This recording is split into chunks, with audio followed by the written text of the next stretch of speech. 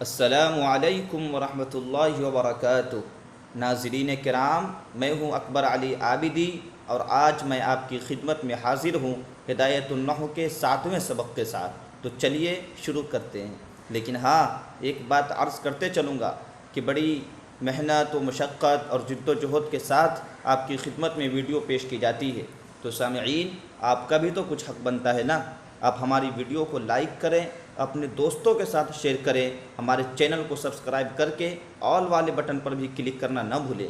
یہ رشتہ محبت کچھ اس طرح نبھاؤ، یہ رشتہ محبت کچھ اس طرح نبھاؤ، کچھ ہم قدم بڑھائیں، کچھ تم قدم بڑھاؤ۔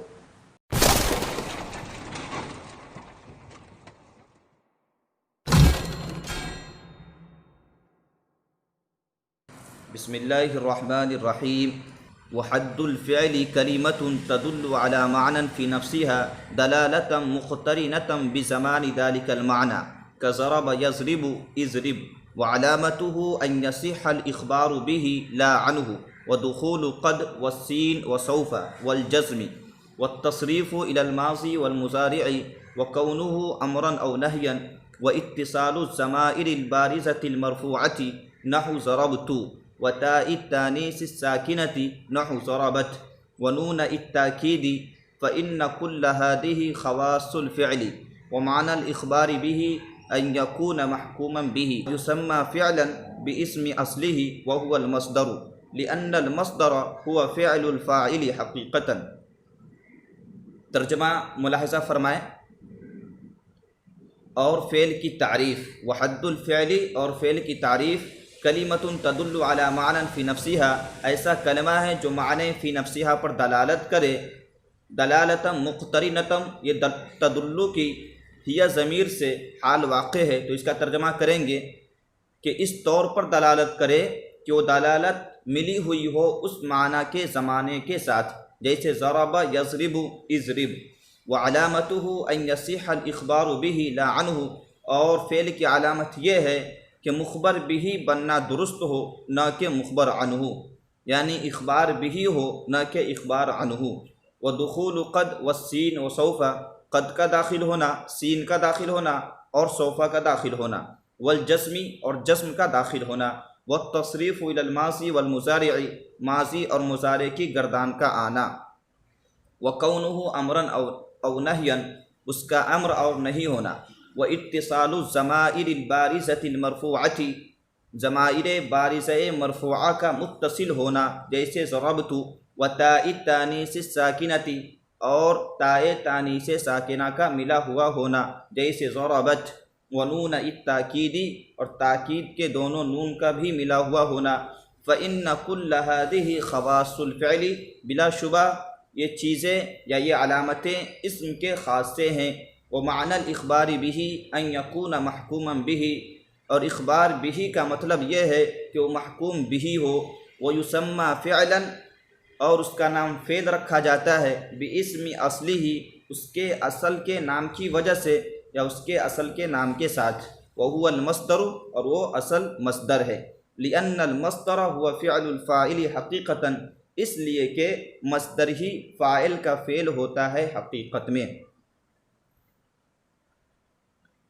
تو ناظرین و سامعین، گزشتہ سبق میں جس طریقے سے ہم نے اسم کی تعریف، اس کی علامتوں کو اور اس کی وجہ تسمیہ کو سمجھا تھا، آج کے سبق میں بھی ہم فعل کی تعریف پڑھیں گے، فعل کی علامتوں کو جانیں گے اور فعل کی وجہ تسمیہ کو سمجھیں گے۔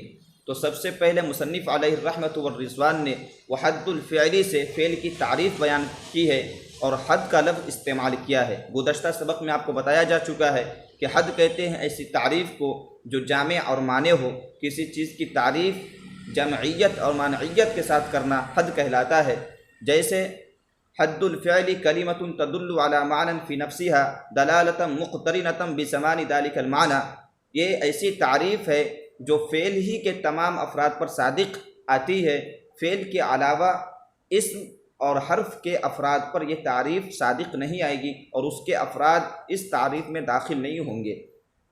تو فرماتے ہیں کہ فعل ایسا کلمہ ہے جو معنی فی نفسہا پر دلالت کرے، اس طور پر دلالت کرے کہ وہ دلالت اس معنی کے زمانے کے ساتھ ملی ہوئی ہو، جیسے ضرب یضرب اضرب۔ یہاں پر تعبیر مصنف علیہ الرحمہ نے دوسری اختیار کی ہے۔ آپ اردو میں یوں کہہ سکتے ہیں کہ فعل ایسا کلمہ ہے جو معنی فی نفسہا پر دلالت کرے اور دلالت کرنے کے ساتھ ساتھ اس میں زمانہ بھی پایا جائے، جیسے ضرب یضرب اضرب۔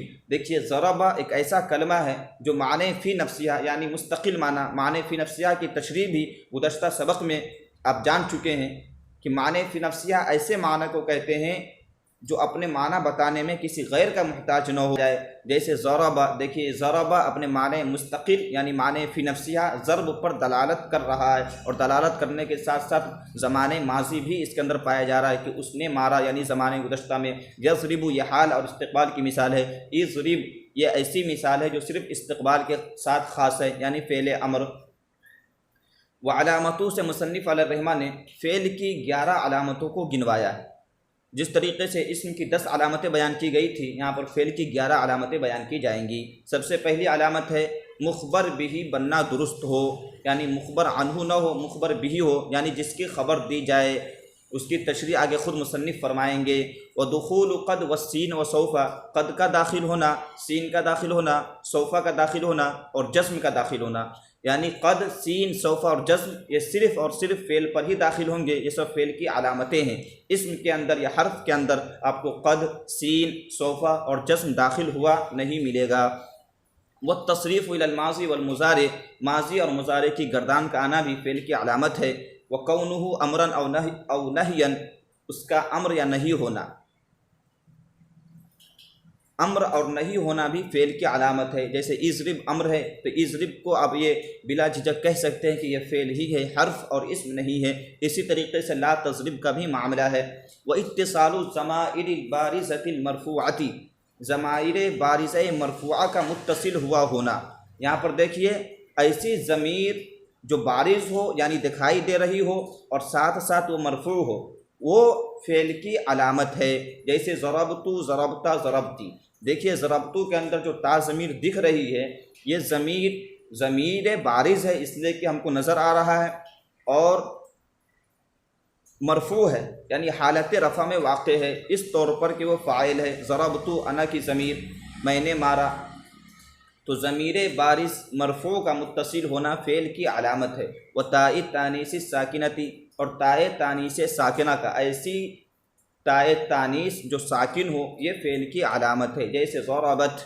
ونون التاکید، تاکید کے دونوں نون کا ملا ہوا ہونا بھی فعل کی علامت ہے۔ دونوں نون سے مراد نون ثقیلہ اور نون خفیفہ ہے۔ یہ نون ثقیلہ اور نون خفیفہ آپ کو اسم پر یا حرف پر داخل ہوا نہیں ملے گا۔ نون ثقیلہ کی مثال اضربن، اور نون خفیفہ کی مثال جیسے اضربن۔ فإن كل هذه خواص الفعل سے مصنف علیہ الرحمہ بیان فرما رہے ہیں کہ یہ جو علامتیں 11 گنوائی گئی ہیں یا شمار کیا گیا ہے، یہ سب فعل کے خاصے ہیں، اور آپ کو گزشتہ سبق میں بتایا جا چکا ہے کہ خاصۃ الشیء ما یوجد فیہ ولا یوجد فی غیرہ، کسی چیز کا خاصہ وہ ہوتا ہے جو اسی میں پایا جائے، اس کے علاوہ میں نہ پایا جائے۔ تو یہ جو 11 علامتیں بیان کی گئی ہیں وہ فعل کے ساتھ خاص ہیں، فعل میں ہی وہ علامتیں پائی جائیں گی، فعل کے علاوہ حرف میں اور اس میں یہ علامتیں نہیں پائی جائیں گی۔ وہ معنی الاخبار بھی ان یکون محکوما بھی سے جو فعل کی سب سے پہلی علامت بیان کی گئی تھی، اس کی مزید وضاحت فرما رہے ہیں کہ اخبار بھی کا مطلب یہ ہے کہ وہ محکوم بھی ہو، یعنی اس چیز کا حکم لگایا گیا ہو۔ جیسے ضرب زید، دیکھیے ضرب زید، زید نے مارا، تو یہاں پر مارنے کا حکم لگایا گیا ہے، لیکن کس پر حکم لگایا گیا ہے؟ زید پر لگایا گیا ہے، تو زید محکوم علیہ ہوا، اور ضرب محکوم بھی ہوا۔ تو محکوم بھی ہونا یعنی جس چیز کا حکم لگایا جائے یہ فعل کی علامت ہے، اور محکوم علیہ ہونا یعنی جس چیز پر حکم لگایا جائے وہ اسم کی علامت ہے۔ تو محکوم علیہ ہمیشہ اسم ہی ہوگا، اور محکوم بھی ہمیشہ فعل ہی ہوگا۔ ويسمى فعلا باسم اصله وهو المصدر لأن المصدر هو فعل الفاعل حقيقة۔ ويسمى فعلا باسم اصله سے مصنف علیہ الرحمہ فعل کی وجہ تسمیہ بیان فرما رہے ہیں کہ فعل کو فعل کیوں کہا جاتا ہے۔ تو دیکھیے مصنف فرماتے ہیں کہ فعل کو فعل کہا جاتا ہے اس کے اصل کے نام کی وجہ سے، یعنی یہ تسمیۃ الکل باسم الجز کے قبیل سے ہے، یعنی کل کا نام رکھنا جز کے نام کی وجہ سے۔ اس کا مطلب یہ ہے کہ نحویوں کے یہاں جو فعل پایا جاتا ہے وہ فعل مجموعہ ہوتا ہے، اس مجموعے کے اندر کوئی ایک جز ایسی ہے جو در حقیقت فعل ہے، لیکن اس جز کی وجہ سے تمام اجزاء کو ملا کر کے کل کا نام فعل رکھ دیا گیا ہے۔ تو جب ضربہ جو کہ نحویوں کے نزدیک فعل ہے، جب ضربہ کہا جاتا ہے تو اس کے اندر تین چیزیں پائی جاتی ہیں۔ نمبر ایک معنی مصدری، اور نمبر دو نسبت الی الفاعل، نمبر تین زمانہ۔ اس لیے کہ جب ضربہ کا ترجمہ ہم کرتے ہیں اس نے مارا، تو مارنے والا بھی پایا گیا اور فعل مار یعنی ضرب بھی پایا گیا، اسی طریقے سے زمانہ بھی پایا گیا کہ اس نے زمانے گزشتہ میں مارا۔ تو یہ فعل تین چیزوں کے مجموعہ کا نام ہے اہل نحات کے نزدیک۔ نمبر ایک معنی مصدری، نمبر دو نسبت الی الفاعل، اور نمبر تین زمانہ۔ لیکن ان تینوں جزءوں میں سے معنی مصدری جو ہے وہ حقیقت میں فاعل کا، اس لیے کہ اہل لغت کے نزدیک بھی معنی مصدری ہی فعل ہوتا ہے، اور ہم جب ترجمہ بھی کرتے ہیں کہ اس نے مارا تو جس فعل کا صدور ہوا ہے وہ فعل ضرب ہے اور ضرب مصدر ہے، تو معنی مصدری ہی اصل میں فعل ہے، معنی مصدری یہ اصل ہے، نسبت الی الفاعل اور زمانہ یہ اس کی فرع ہے۔ لیکن جو نام اصل کا تھا وہ نام پورے کل کا، پورے فرع کو ملا کر کے دے دیا گیا، تو یہ تسمیۃ الکل باسم الجز کے قبیل سے ہوا، یعنی جو نام جز کا تھا معنی مصدری کا، وہ نام پورے کل کا یعنی نسبت الی الفاعل اور زمانہ تینوں کو ملا کر کے وہ نام رکھ دیا گیا ہے۔ اس کی مثال آپ اس طور پر بھی سمجھ سکتے ہیں کہ عرف عام میں جب ہم چائے بولتے ہیں تو چائے سے مراد پانی، شکر اور چائے کا مجموعہ ہوتا ہے، لیکن ان تینوں میں سے اصل میں جو چائے ہے وہ چائے پتی ہی ہے، پانی اور شکر چائے نہیں ہے۔